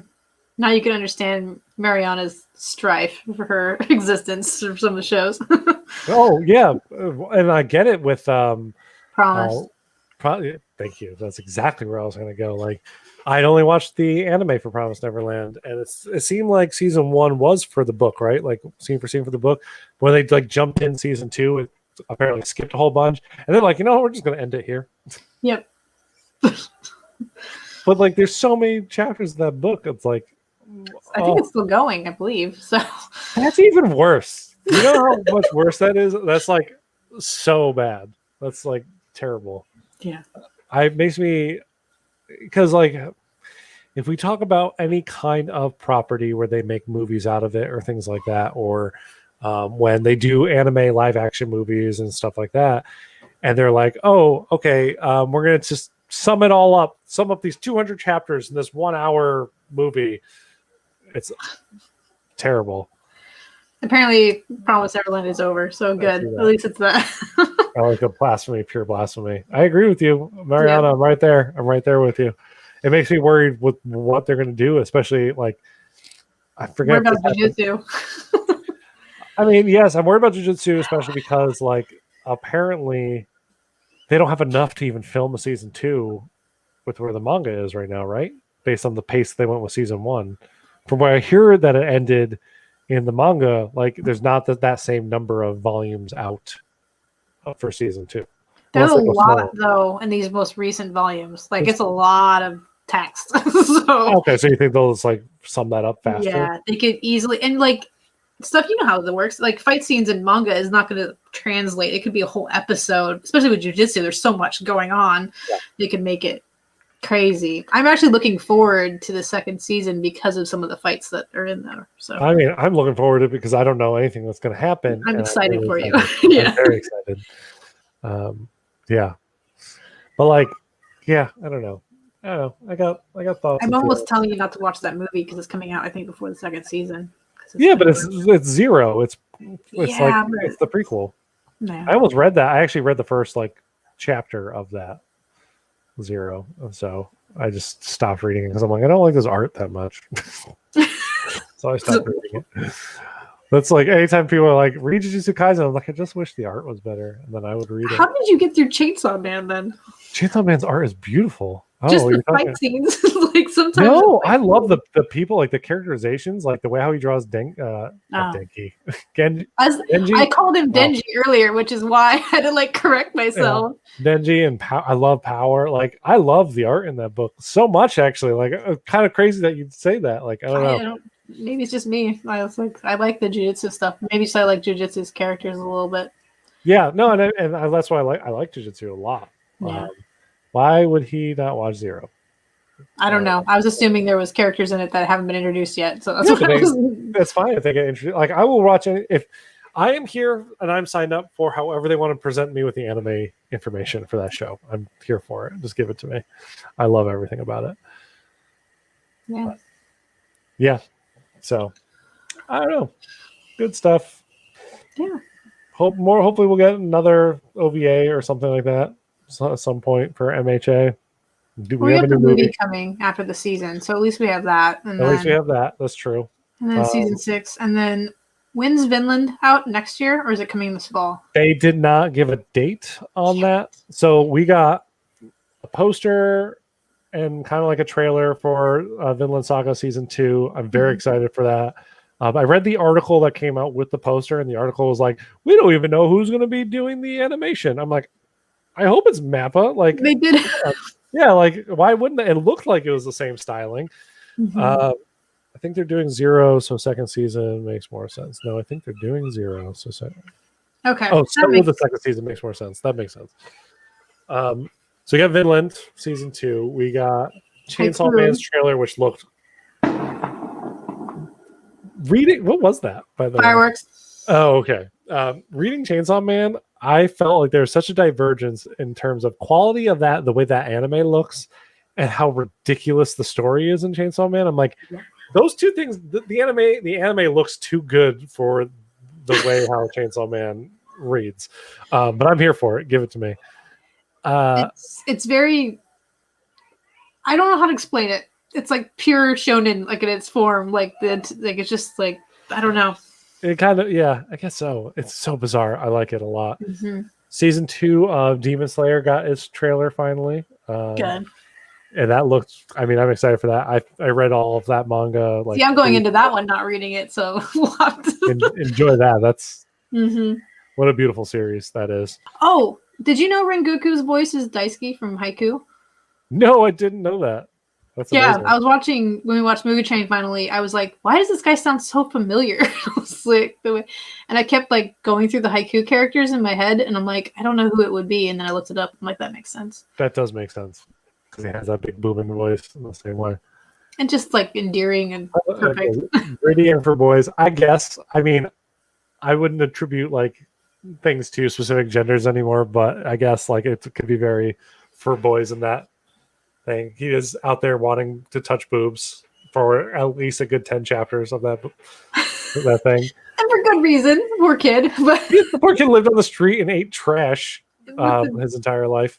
With a chainsaw dog. Yeah. It goes different, but he grows into an actual human being, I think, somehow, in his own special way. What else? Was there one more? Demon Slayer, Vinland Saga. I feel like Haiku's coming out too eventually, sometime. Eventually, that villain something got delayed. Oh, Rise of the Shield Hero season 2 got delayed. Oh, I just saw posters. I need to watch the first season first. So. First season is really good, and the new season was supposed to come out in October, but it's now coming out in April, I think, instead of next year. So that's sad, but hey, take your time. I get it. I'd rather not complain about it the way I'm complaining about season 5 of My Hero. Like that. Though last week's episode of My Hero was one of my I love that episode. It was so good. And Tokyo's still going, Revengers. Oh, yes, that's been really good. I watched all that. I didn't watch this week's yet. I haven't watched it yet. I'm watching it tonight. I tore through that in a weekend. It's surprisingly refreshing. I liked it a lot. It is. Though you have not watched Erased, you said, right? No. You should watch Erased in between, waiting for the episode, because there's only 12 episodes, and Tokyo Revengers just adds a shonen on top of Erased. That's all it does. The Blue Period. It's about painters. Oh, okay. I've been watching Vivi Fluorite Eyes, or whatever the heck that is. I saw that one. It's interesting. It's cool in the way that it's follows a female android who's a singer, and yet she has to kind of stop a big war in the future. It's very anime. It's very anime, but done in a unique way. I don't want to spoil it. So if you are going to watch it. You mean Kawaii Terminator? That's totally what it is. Kawaii Terminator. I like that. I like that a lot. God damn it. That's good, Mariana. You should name that an anime that. You still got to finish Fruits Basket. I do. I know it's over now, right? Mm-hmm. So Tommy was talking freaking about out. Yeah. He fell in love with that one. Tommy falls in love with everything, though. So I'm not surprised. It was good, though. I did like it. I just got to go back to it. It ends well, and I think you'll enjoy it as far as other animes that are not ending well. So yeah, I'm worried about specific ones ending. I'm trying to think if there's anything else that's hitting the mark right now. To Your Eternity, I've been wanting to start. It's on the top of my queue, but it's brand new. But I've pretty much been sticking with either My Hero or Tokyo Revengers, which I need to rewatch. Yeah, my only two that I go week to week right now are Tokyo Revengers and My Hero. I'm slowly catching up on Vivi, although I think episodes are still coming out of that. I don't know. I haven't quite grasped that yet. I watched all of Made into the Abyss, but I need to watch that movie that came out because I know season 2 of that is finally coming out soon. What else? I've been thinking about going back and watching some stuff that I had missed. Nothing new really jumped at me. To Your Eternity will wreck your emotions. Vivi is done. Okay. All right. I didn't know Vivi was done. You know what it was? Is my Apple TV was you have a new episode of Vivi, blah, blah, blah, blah, blah, waiting for you.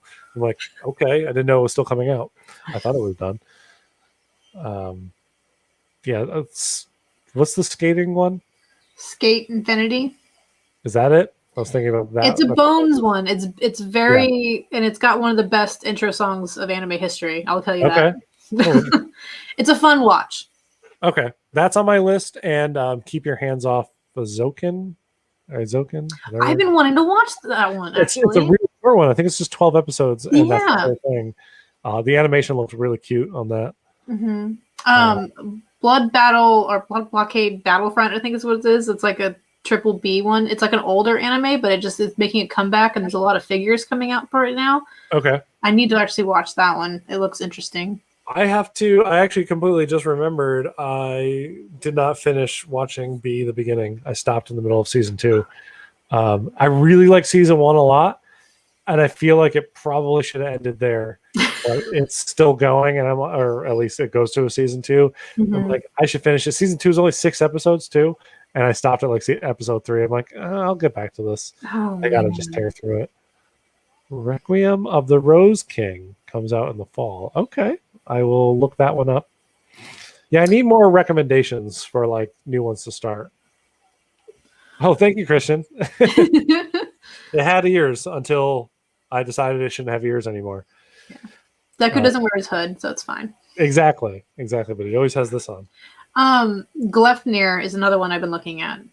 Oh, I've seen pop-up crates for it. I've been also thinking about that one that SH Figure Arts was we're going to make figures for this. The anime's not out yet. I think it's called Black Arrow or something like that. It's on Funimation. Oh, Back Arrow. Yeah, that's a trigger, isn't it? Isn't it a trigger? Yes. Well, you know what it is? I don't know if it is trigger, but it looks like a trigger joint because it's kids. It's on Funimation. Yeah, it is on Mm-hmm. Funimation. And I have a Funimation subscription now because I wanted to watch the Kimono Jahan stuff. Jihin, which is Jihin. amazing. Yes, that was really good. I enjoyed that. I'm hoping for season 2 of that soon. Yeah, I just need more shows. So, hey, if you got more show recommendations, send them to me on Instagram at IAvuWat2. Mm-hmm. Oh, I've heard of this one, Moriarty the Patriot. It's on Yeah. Funimation too. I will check that one out then. Mm-hmm. Okay, good. My list is growing of things I should watch. Vivi was a Tommy recommendation, so I'm checking that one out. I could tell. Yeah. Kawaii Terminator is very Tommy. Yes, Kawaii Terminator, and it has a lot of emotional. Plus, also she is a musician, so like the singing and the music stuff like is very Tommy as well. I was like, oh, this I understand why Tommy recommends this. But yeah, I don't think there's any like. Oh, since we spoke last, I think, or maybe not, there was like 0 announcements of new Nendos for My Hero. What a shame! What a shame! I think wasn't there like an event? I heard through the grapevine that there is going to be some new ones, but it's just the 3 boys again in their movie suits. The movie? Okay, well, I'm for that. I want the movie suits, but I would also like for them to do characters that we don't have yet. Finish people, or don't finish. Just keep going. There's so many more. Mm-hmm. Give me Mirio figures. Wow, that's an ask, Christian. That's an ask indeed. They can make him like Kirby too, so you have like little magnet foam.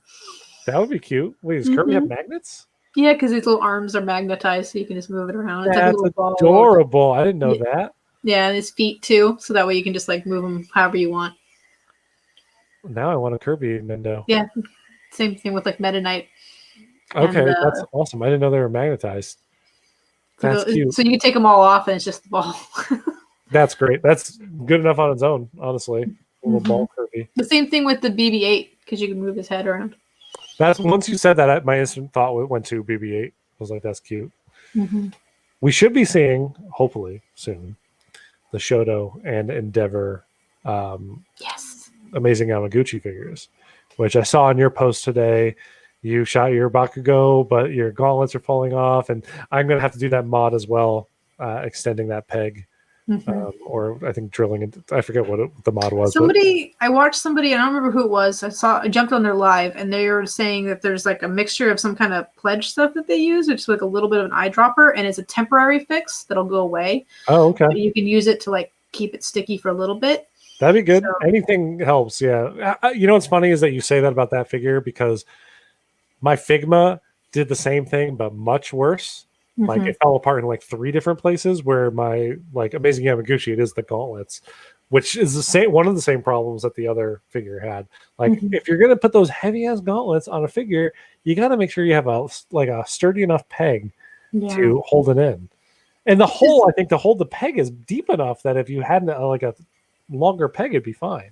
Because you can remove, if you remove the gauntlet, you can remove like a little part of his arm and stick the gauntlet on there, and it stays sturdier because it's like it doesn't have to go through this other like little part of the arm that they give you right here. Oh, okay. I saw somebody do that, like because like there's a separate piece that you can just take off and you put the gauntlet on, and like it really stays. But if you catch it from the side, it's going to look weird because you're missing that piece. I know it sounds weird, but coming from a Nendo like main person, there's a lot of pieces for that figure. So I was like sitting there for like 30 minutes with like them out trying to figure out what I want to do. Yeah. No, it is a lot of pieces, and it's different than Midoriya because like some of his heads don't even have the replaceable eyes, but some do, and it's weird. Still a good figure. I still really it's amazing. Yeah, so.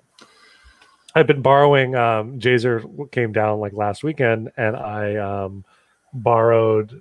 He lent me his warehouse diorama. So I plan on like next weekend spending an entire weekend just shooting my hero guys, like jumping around that diorama and that Bakugo. I'm going to bust out my Figmas finally and do some stuff in there. I'm really because that figure is real good. Yeah. The boys in the movie suits are the only Nendos that were announced for Expo. Oh, so they were announced. I need them, Mariana. You need to get on top of that stuff and tell me whenever you find out when they're going on sale. And let me know immediately because I need them immediately. She found me a Chainsaw Man Android. I went to buy it off of the Tom website, and it went away within a day. Which Oh, obviously- really? Yeah, and then she found me. I jumped on him and Power on the Tom website. I got Power off Tom, so Yeah, I got both of them. Like as soon as I read them, and I think I read them like the night before I started reading, because I didn't know when the trailer was coming out or anything like that. I don't think they announced when it was coming out. And I started reading Chainsaw Man the night before the trailer dropped. And then that next morning I went on to go buy them. And like, so luckily it was like right before like the trailer hype hit. And so I got it in there just in time. I started the manga right after that trailer. Right after I sent it to you, I started reading it. So I was like, it was That's really funny. Yeah, it was really good. Well, it's something new at least. It is something new. And I really want them to do good like 1/12 scale figures for that. Yeah, I don't think they should be Figmas. No. Oh god, no. Honestly, I'm gonna be honest with you. I'm kind of over Figmas. Mainly because like they always get done better. Like other people do it better when other people like handle those characters like later. Yeah. At least with my hero, yeah. So, but oh well. Anyway, my food is about ready, I believe. So Perfect. yes, good timing, and yeah, MHA been a good run. Yeah. Good rewatch. Thank you guys for tuning in. For you guys that did, and if not, if you find this like 10 years from now, and you're like, what a weird little quirky show this was. Well, like, thank you. And maybe when season 5's done, we'll do like a little season 5 recap. Who knows what the future may bring? But thank you guys for tuning in with us. Steph, thank you so much for joining me on this venture. Yeah. Thanks for having me, even through all the fire alarms and dark and everything else. Oh no, Fire Alarm Chan became a character on the show, and it was great. It wouldn't be the show if it weren't for that. And your dark room. Yeah. I know, new chapter tomorrow. I'm very excited for that. As I was talking to Mariana earlier this week, like spoilers started popping up like immediately on Tuesday. I saw like spoilers for this week's chapter. I'm like, oh my god, like already. Thank you, Christian. Really appreciate you jumping in and watching the show and joining in when you could on the live streams. And we're so glad that you joined with us, Mariana. Yeah. Yeah. For anybody watching, thank you so much. You made it a lot of fun, especially if you're tuned in and we're here for like the actual live bits. All right. Well, yeah. Signing off. We never know how to end these things, so it's a perfect way to sign off, just not knowing how to end it. So just say thank you again, and we will probably see you around these parts sometime in the future. Just find us on Instagram. Yes, find us on Instagram. Follow Stalagmite Thrilla. Our names were up a minute ago, but they're gone. Wait, oh, there we go. It's because the comment came up and it takes Stalagmite Thrilla. I changed mine to my Twitter name. I know. I love it. It's very clever. Yeah. It was a stupid thing that me and my partner were joking about when we were in Hawaii, and I was like, I'm going to change my name to Tom Duro. And it was like, it's a funny name. It's amazing. It's very fitting too. Yeah, I love it. And I love Demon Slayer. So yes, go watch Demon Slayer if you haven't watched Demon Slayer. I'm saying that at the end of a My Hero thing. But there's new stuff to enjoy with that, and you should watch that movie if you haven't watched that movie. It's great. It's on Funimation for free if you have a Funimation subscription. So it's a beautiful movie, regardless, even if you haven't seen the first season. So it's a great watch. It is. It's got to be weird if you haven't seen the first. Like, I mean, this whole breathing sword style stuff. I guess it is. It would be a little goofy. Yeah, but it's still it is a beautiful movie. You're right. But yeah, okay. Enough talking about Demon Slayer. Enough talking about everything else. And, go eat. All right. Thank you guys.